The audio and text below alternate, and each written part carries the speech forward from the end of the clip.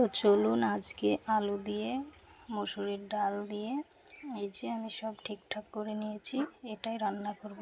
তো সঙ্গে থাকুন। প্রথমেই কেটে রাখা আলু দিয়ে দিলাম, ধুয়ে রাখা মসুরির ডাল দিয়ে দিলাম, পেঁয়াজ লঙ্কা রসুন কুচি দিয়ে দিলাম, লবণ হলুদ ধনিয়া গুঁড়া দিয়ে দিলাম, একটুখানি সরিষার তেল দেব, হাতে ভালো করে এইভাবে মেখে নেব। তো আমার মেখে নেওয়া হয়ে গেছে। এবার এটাকে জল দিয়ে দিলাম। এবার সুন্দর করে ঢেকে দেব, সিদ্ধ হবে।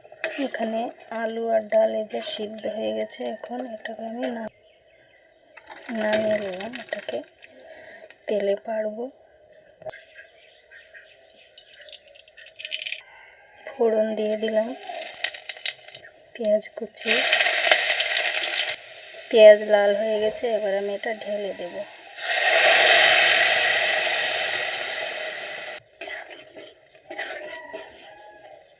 এবার আমি একটুখানি জিরের গুঁড়ো দিয়ে নিলাম, ওই পাত্রে আবার ঢেলে নিলাম। এই তরকারিটা গরম রুটির সঙ্গে কিংবা ভাতের সঙ্গে সুন্দর লাগে, খুব স্বাদ। বাড়িতে ট্রাই করবেন।